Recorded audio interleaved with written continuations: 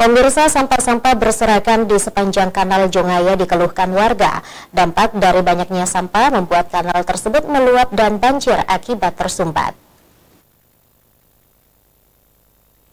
Persoalan banjir di kota-kota besar seperti di Makassar masih menjadi pekerjaan rumah bagi seluruh elemen masyarakat maupun pemerintah. Setiap tahun, fenomena banjir yang terjadi merupakan suatu peristiwa yang seringkali kita saksikan. Salah satu penyebab terjadinya banjir karena minimnya antisipasi pemerintah dalam penanganan banjir, seperti yang ada di Kanal Jongaya, Jalan Nuri Baru, Kelurahan Bontoranu, Kecamatan Mariso, Kota Makassar.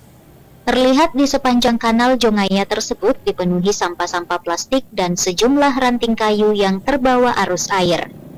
Salah seorang warga setempat, Syamsinar, mengungkapkan saat memasuki musim penghujan, kanal tersebut kerap kali meluap akibat tersumbat tumpukan sampah dan ranting.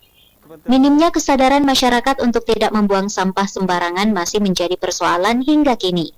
Namun, warga juga mengaku banyak sampah yang datang berasal dari tempat lain yang terbawa arus.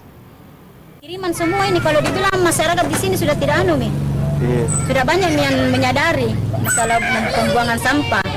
Karena kan kita sudah jelaskan masalah buang sampah itu. Coba nih kalau dalam satu rumah sampahnya dalam satu hari satu karung.